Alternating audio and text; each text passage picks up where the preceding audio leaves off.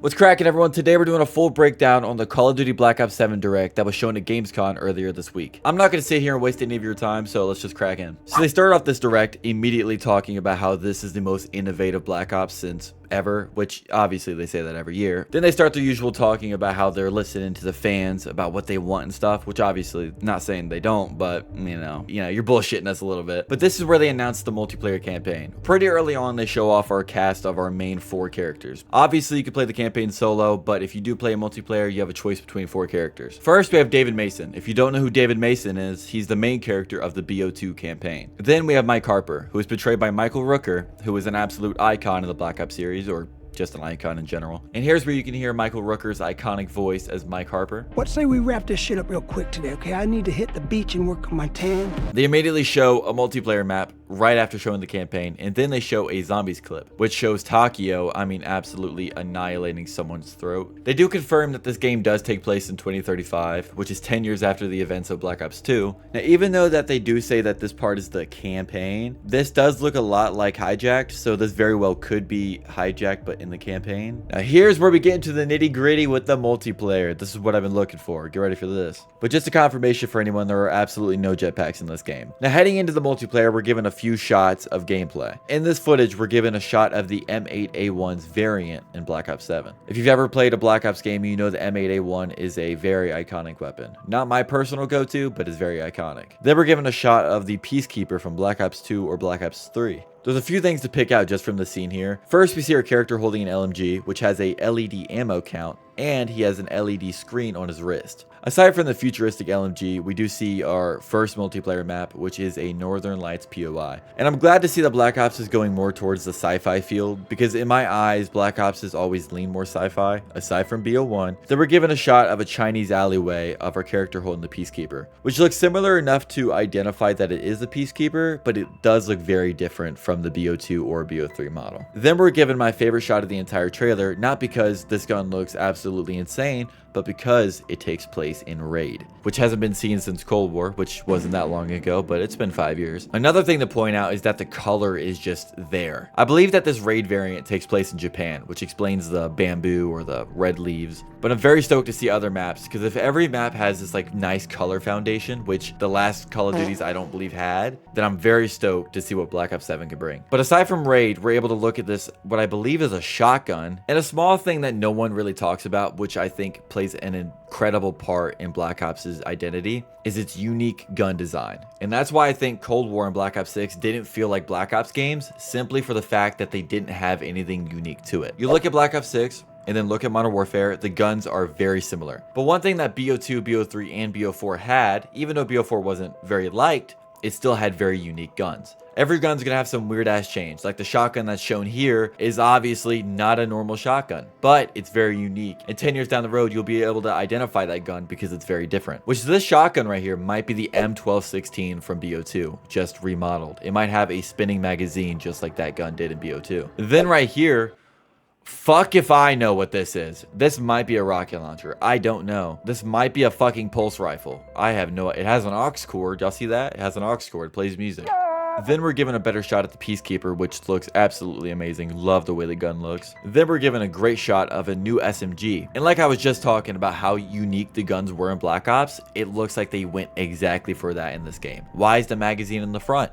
I don't know, but I like it, and that's what I want. I just want some abstract shit that it just screams Black Ops to me. It just screams Black Ops, and I love that. Then we're given a shot of a character holding 2 TAC-45s from BO2. I believe they look very similar, but they could be different. But aside from that, he has a Ben 10 watch on his wrist, and he has weird ass things on his fingers, which I have no idea what this could be, but it probably plays a role into the suit. And then they show a Titanfall score streak. This would have done numbers 10 years ago when Titanfall was the biggest competitor for Call of Duty, but I guess I'm glad to see them do it now because Titanfall is no longer. Now this is where they're going to divide the Call of Duty fan base. Wall jumping. It's not wall running, so don't worry about that. If you hate wall running, then you're okay. But you might not like this. This is an addition onto Omni Movement, which does confirm that Omni Movement is still a thing in this game, which most people won't like, but I guess is fine. The wall jump does look pretty cool, and if it is used in the right ways, hey, it could be pretty cool. And even though it's not clear, we're able to see a shot of something that could be similar to Takeoff from Black Ops 2. But aside from that, we're able to see a Scar H. Even though the quality's bad, you're still able to identify the iron sights. So the Scar H from BO2 is returning, which I'm very glad for because that was my favorite gun in BO2. And thank the heavens, thank God, thank anyone you want,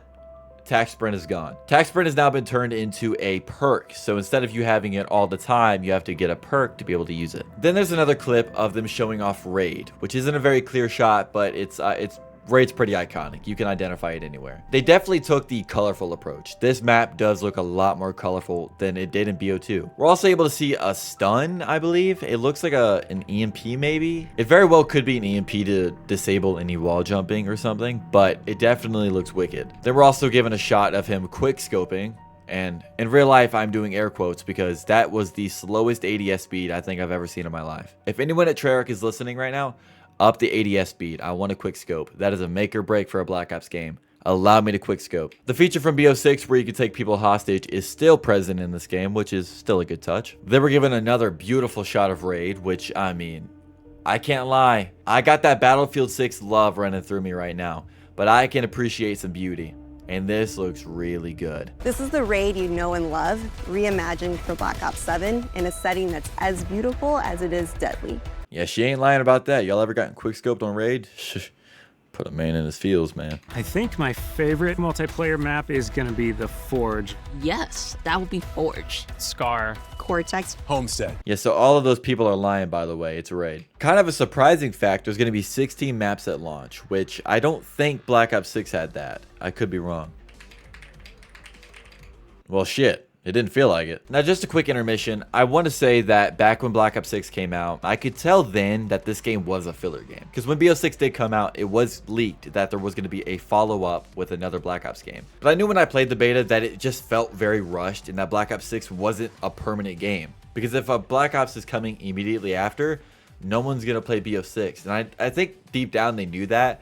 That's why BO6 didn't feel like a Black Ops. It felt just like a mini project to keep their annual release schedule just going. Which that's why I think Black Ops 7 is going to be the big bad of Black Ops games. Treyarch hasn't had a game to prove themselves in a long time because BO4 pretty much got fucked by Activision because of what they wanted to do with zombies. And then Cold War got fucked because Vanguard wasn't ready. And then Black Ops 6 had to get rushed because they needed a game that year. So I think Black Ops 7 is going to be the most Black Ops game we've had in a long time. And hopefully it's good. If it's not, then bye-bye Black Ops. So heading out of the multiplayer, we're heading into this weapon builds kind of category where they show that you're able to send your friends weapon builds. And in the part that is shown, this entire weapon gunsmith area looks just like Black Ops 6, which is a terrible sign because if it's identical to Black Ops 6, we're in for a rough year. Moving on, they start talking about the game UI, whether it's the mini map, your ammo count, or your gun in the bottom right. Surprisingly, I am a big fan of the weapon UI. I like that you're able to see what guns you have in the bottom right, or your health in the bottom left, or the fact that the mini map in the top left is slightly tilted. It kind of reminds me of Black Ops 3 with a little bit of Black Ops 2. I'm definitely a fan of how this looks like Black Ops. Like, this doesn't look very Modern Warfare to me, and I'm very happy to see that. Then they start talking about their brand new VFX, where now snow moves whenever you walk in it, which I think was already a thing. So, and then we get another shot, which I'm 70% sure. You know what? Fuck it. I'm 80% sure that this is a shot of transit. I know it sounds crazy, but the truck that is shown in the bottom left is dead ass the truck from Farm in Transit. I'll put money on it. This is Transit right here. And now we get into the nitty gritty of zombies, which unfortunately for me, they're not doing a new character storyline. Hurts my soul because I just wish, and I really would just wish that they would just create a brand new story. But then they show the end cutscene for Janice Towers, where Richtoff and Nikolai Dempsey-Atakio pull up on the Black Ops 6 crew with absolute aura. And then they confirm that survival maps are coming back to Black Ops. If they're bringing back survival maps, and I'm right about them bringing back Transit, this very well could mean that we get the original 4 Green Run maps right back into Black Ops 7. And then they cut off the Black Ops 7 Direct just there, with very limited info, but they do show this end credit scene, which I'm not confident what this is. Which, call me crazy, this could be The Undertaker. Then they say that we're going to get a multiplayer reveal on September 30th with a beta on October 2nd.